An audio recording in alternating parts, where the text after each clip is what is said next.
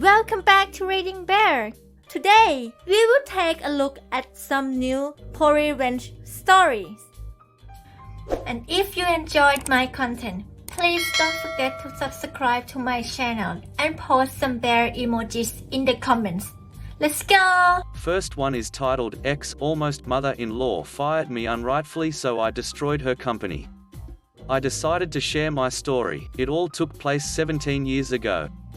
At that time I was 20 years old and dated my first true love. We'd been together for 5 years already and everything was just great. Her mother really liked me and she had her own company which traded fashion clothes for kids. She made a ton of money. They needed someone to drive one of their 3-5T truck and she came up with an idea to hire me because I was unhappy with a job I had. So as a win-win situation I accepted her offer and we started working together. Job was okay, even though I had to work a huge amount of overtimes because she thoroughly introduced me how the whole company worked.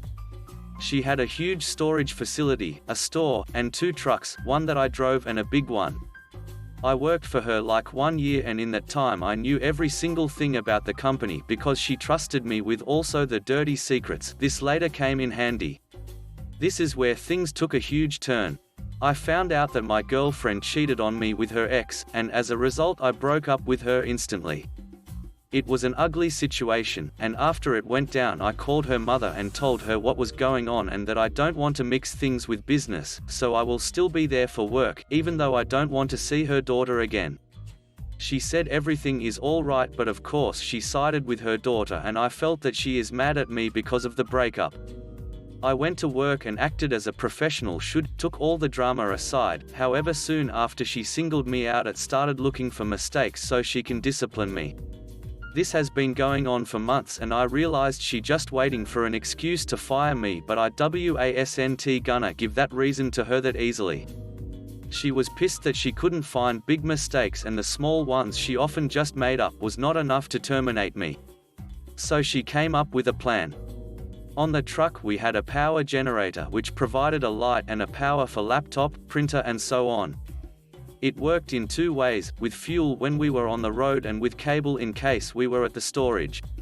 But it was not made by a company, they just hired an electrician for that and he made an error, so we had to flip a switch all the time if we used it with a cable connection, otherwise it would burn down. As I loaded the truck she convinced a co-worker to flip the switch back and after a few minutes the lights were gone and I noticed something is wrong. It burned out of course, but I knew I didn't forgot the switch because I was loaded the truck for an hour and it only took 5 minutes tops to burn out, so it couldn't be me. She didn't even heard me out, started yelling, fired me on the spot and stated that she gonna pay the repairs out of my last salary, so don't expect any money from her. IDontWorkHereLady took that lightly, and told her that I don't think you wanna go this way with me, but she refused to listen. It took a few days for me to cool down, but I wanted to give her a last chance. I called her and told her even though I know what was going on and she did set me up, but if I get my money, I will call it an end, and we don't have to see each other again. She told me to duck off, so I came up with a plan. First, because I knew that the store she had didn't had a bathroom, which was illegal in my country, the shop assistants had an agreement with a restaurant on the opposite side to go there if they needed. I reported this to the authorities. And the next day they closed the shop because of this violation, and told her she can't open up until they have a bathroom. She called me right away and asked me if I have anything to do with this. I laughed and told her, "Didn't I told you that you don't wanna go this way with me?" and hung up. I knew that we worked so much overtime that me and the other truck driver had so much overdrive on the Tacho cards. It records how many hours you drive and how fast, and when you stopped, so I called the authorities again and told them everything. They went and checked all the records and gave the company a brutal fine. She sent me obscene text messages all day long after that. I replied, "Ain't done yet." Then silence. Few hours went by and my phone rang. She called and asked me if we can talk it over. She even said she send me my last paycheck, but I shut her down immediately, and told her, too late for that. And I called the fire department and told them that the wires they had in the walls of the store were outdated, which caused short circuits daily, and that they only have 2 fire extinguisher for the whole place when they should have like 12 to 15. On that very day they had to close the storage as well, so she lost the last place where she could make money for months until they get everything up to date and renew all the wires, which cost a huge amount of money. Because of the fines she got from the different authorities, she couldn't afford these renovations, of course. Few months later she filed for bankruptcy. I know because my ex-girlfriend called me with, "I hope you happy a hole, you made my family bankrupt." I never got my paycheck, but at that point I didn't even cared anymore, I was happy with the outcome. I hope you enjoyed my story. Update.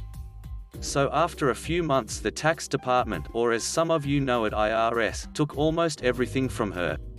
Store, stuff, storage, trucks, the whole 9 yards. She got so much fines from different authorities she could not pay it. So after everything was gone she sold her house, moved to a smaller apartment and never owned a business again. As far as I know she works in a store as a clerk, things not looking good. My ex-girlfriend, well, she married to the next guy and now they have 4 kids. After the second child she really let herself go, and now if I'm happy that I didn't had a child from her. I'm not gonna fat shame her, but at least they still together, so maybe, just maybe, she learned a lesson and did not cheat on him. Or so I hope. About me, I had a long relationship after her, my son was born, but she was a lazy butt gold digger, so after 5 years we separated. I've met the love of my life after that, and since almost 9 years we are still happy together.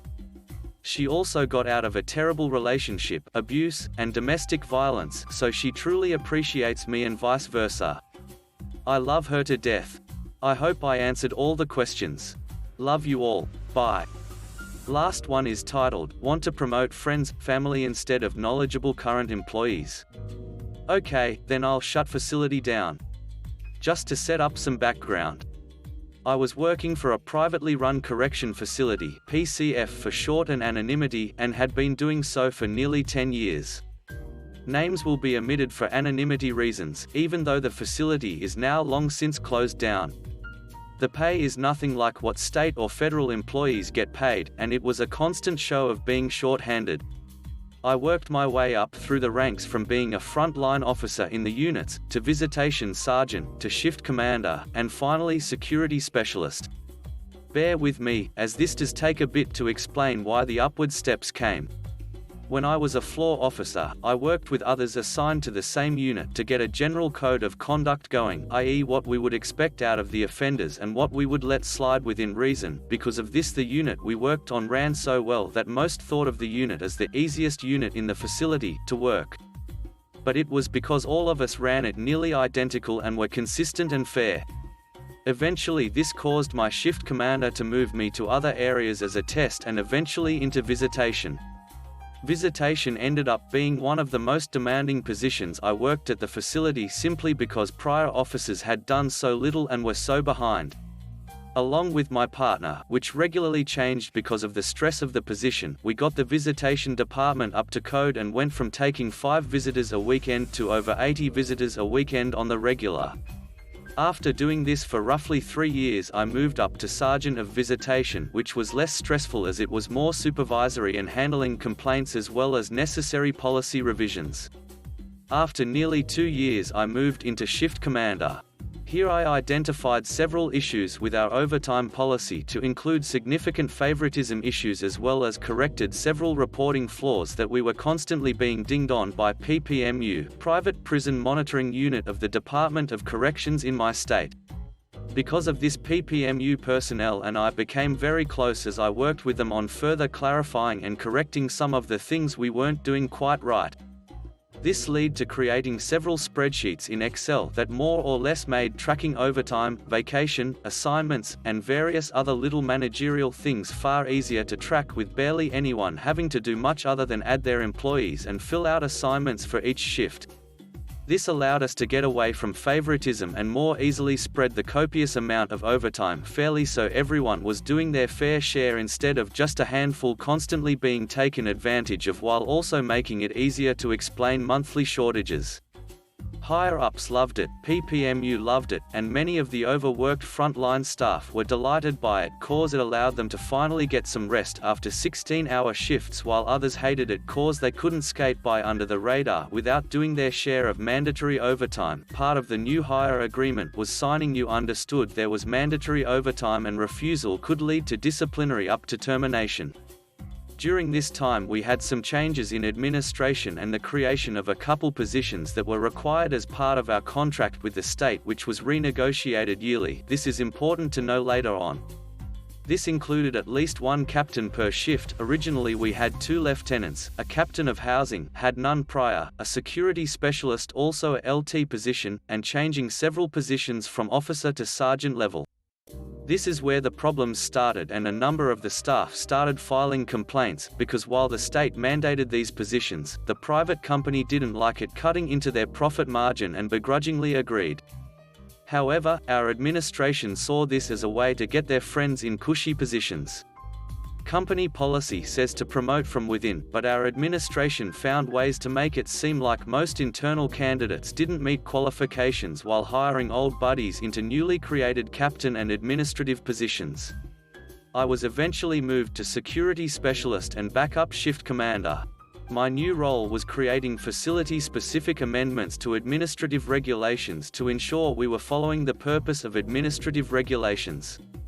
This entailed how our equipment was managed, key set permissions, restrictive housing unit, visitation, perimeter security, and making sure all guests, visitors, vendors, volunteers' entry policies were followed to include mandatory background checks. I also ended up taking over several other Excel spreadsheets that were required to show each department in the facility was accordingly staffed the required hours per our state contract agreement. It was quite the handful to say the least, and by closer following the administrative regulations I was quickly making more enemies as a lot of the issues started showing how incompetent the administration was, namely the major, housing captain, and one of the other captains that were buddies the major got hired on. As security specialist I reported directly to the major, deputy warden, and warden as well as by extension PPMU. We had regular meetings to discuss issues and how to remedy them, then it was my job to author the adjustments so the major could review and sign them along with the warden before they went into effect. By this time I was the sole manager of no less than 5 major Excel spreadsheets in the facility used in various departments. All of which I trained each in those departments, to include major and captains, as it was to eventually become their responsibility to manage them. This included giving them encrypted passwords if those spreadsheets ever broke, corrupted as Excel is known to do on occasions. However, this didn't happen and I was constantly the go-to in order to get them fixed. After a couple years of this in comes the private corp to renegotiate the contract and suddenly my position responsibilities get reorganized into their respective captain or major responsibilities. At this time a new captain position comes open and I put in for it along with several others with similar experience to me, and one that has absolutely bare minimum experience, but is close friends with the major and another administration sitting on the hiring board. Needless to say they get the position and I get bumped to their old position as housing lieutenant. I ask my major why I can't be moved back to shift commander where I can at least still work on all the policies and sheets I've made up to this point, to which my major says to me, "You aren't a captain, and we needed a captain there. Not you. Just be happy you didn't get demoted and stop trying to be a captain." I smile and reply, "Okay, but you do know if you move me to housing I no longer have responsibility over all the work I currently do, as that is all security related responsibilities and housing has different responsibilities, right?" It is important to note that at this PCF housing and security acted like 2 different entities from one another, and security had final say over housing, but it was housing's responsibility to address housing issues before coming to security. This meant moving me to housing LT instead of back to shift commander would mean I no longer had any right to correct them when they weren't following the policies I had written prior, and certainly meant I had no responsibility over any of the spreadsheets they managed. "Well, that is how it works here," the major replied. "You just didn't get the captain position. I'm sure we chose the best person and there will be no issues." Just do what your new position is because you aren't a captain, you're a housing lieutenant and you will do only what is part of that position's assignments. At this point he gives me the biggest poo-eating grin as he has waited 3 years to put me in my place for making his job harder by actually having to do his job. Okay, I say and leave the room without saying any further. Cue the nuclear revenge. Now I had also submitted complaints of harassment and policy violations with updates as further incidents took place, causing the complaint to stay perpetually open, and this was added to the complaint with documentation. This was only another notch to a long-going issue, one that various others I worked with has also joined in on, as they had equally been railroaded, harassed, discriminated against, to include lost wages, and saw the nepotism taking place.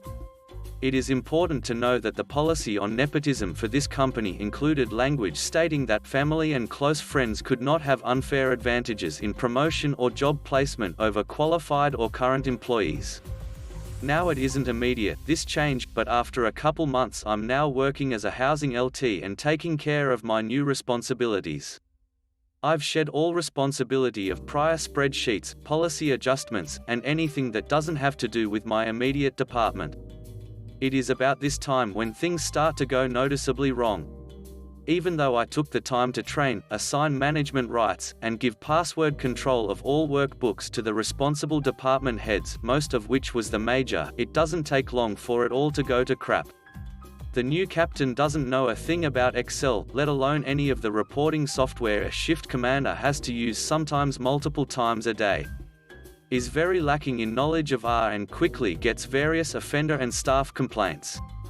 The major isn't keeping track of the spreadsheets he is now supposed to manage, contract compliance tracking and facility entry tracking, because he is just as clueless when it comes to anything computer related, and visitation is slowly going down the drain cause none of the other captains kept open communication with the sergeant, officers to help deal with issues and staffing concerns. By this point PPMU is very unhappy and demanding that these areas be brought up to compliance within 30 days or they will start to pursue fines against the company, cutting further into their monthly profit margin by nearly $1,000 per day out of compliance for each issue, on top of other fines for failure to fill contractually obligated positions. Needless to say, these are fines that add up very fast for those who don't know. At this point my housing captain calls me into his office with another of the admin to give me the assignment of fixing these troubled areas. After reviewing the assignment I smile back and tell him, sorry, the major told me I wasn't a captain and that I was to stop doing captain work now that I was a housing lieutenant. This is beyond my assigned post to fix, as it requires me to tell security what to do in order to fix it. We should work as a team. You don't want the team to suffer for this, do you? He says to me. Then the other admin pipes in, Lieutenant, let me get this right.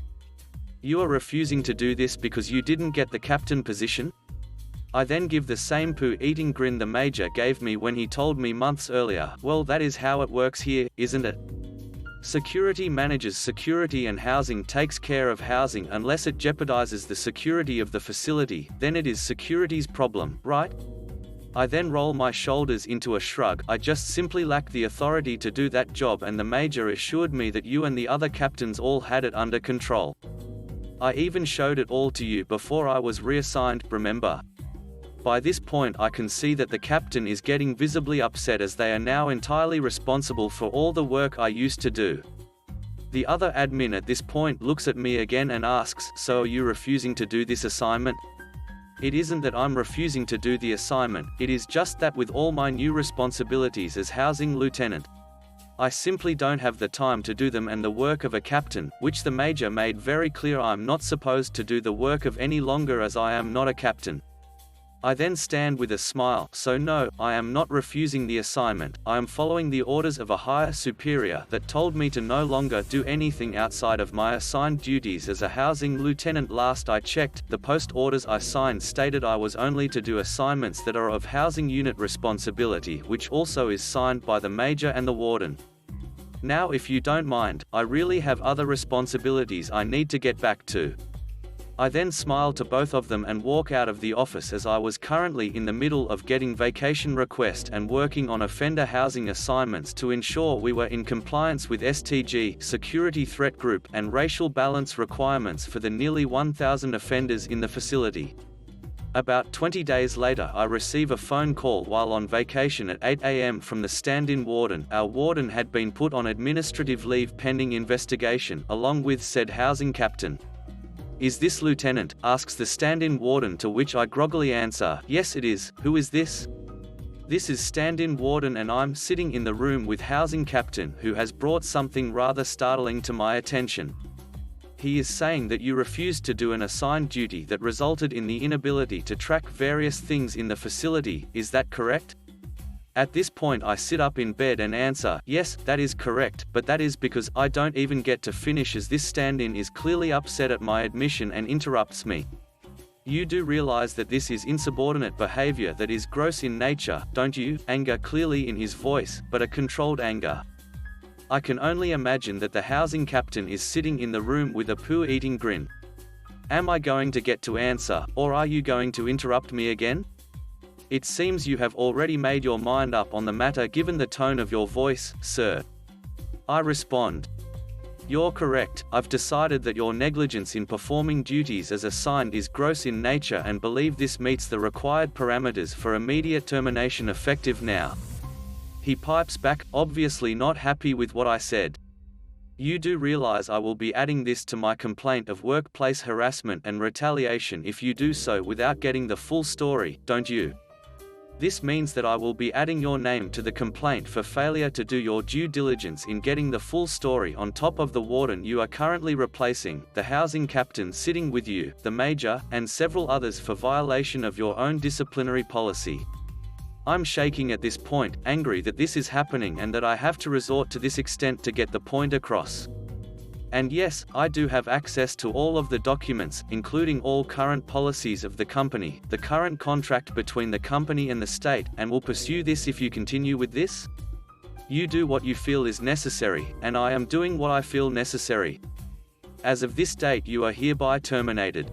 You will receive in the mail the disciplinary form and decision to include a formal answer to your complaint by the week's end. You see, if you're part of that complaint you no longer can issue the formal answer according to policy. It will now have to come from corporate HR, who will have to agree with your decision and already has copies of the complaint as well. My voice now shaking from my own anger. "Well, then you'll be hearing from him, I suppose." The phone then hangs up, but not before I could hear the change in his tone of voice as well. I wasted little time in updating my complaint and notifying the corporate HR person I had been in contact with for about 6 months now. The aftermath. A week later a notice was sent to all employees that the facility would be closing their doors permanently in 90 days, and I continued to receive my full 40-hour-a-week pay until the day those doors closed without ever having to return to work. I was then later allowed to file for unemployment, as well as the technical reason for loss of employment was through no fault of my own. I later found out from the HR department that the facility was closed due to 4 major reasons. 1. The company was no longer making any profit due to poor management decisions that lead to PPMU issuing upwards of $75,000 in fines per month, on top of out-of-control overtime due to shift commanders not properly tracking their shift officers' overtime, vacation, or days off. 2. Many of the administration and captains had received numerous complaints of company violations to include harassment and nepotism. 3. PPMU investigated the qualifications of some of the recently hired, promoted administration and captains, as they too were suspicious that they didn't meet proper qualifications for the position. This means they were entitled to back fine all the days those positions were filled simply because they were unqualified candidates. 4. The investigation found all complaints to be valid and would require termination of nearly all of the current administration, 2 captains, and 1 HR for failure to correct the issues, meaning it was easier to just cut their losses rather than try to fix it. Why was this nuclear revenge? Well, the state had to quickly move and relocated nearly 1,000 offenders. 250 people lost their jobs, of which 15 of them ended up fired due to policy violations resulting from the investigation of nepotism and workplace harassment. A few had workplace discrimination and resulted in one person, who was not receiving fair wage of others of similar position, to receive back pay of upwards of $38,000. My start of complaints led to others filing complaints for similar reason in the nearly 2 years leading up to this, adding to documentation of the issue that resulted in the closure of the facility. Even knowing the impact this had, if I were to live through it again I would still have done the same thing. Thanks for listening.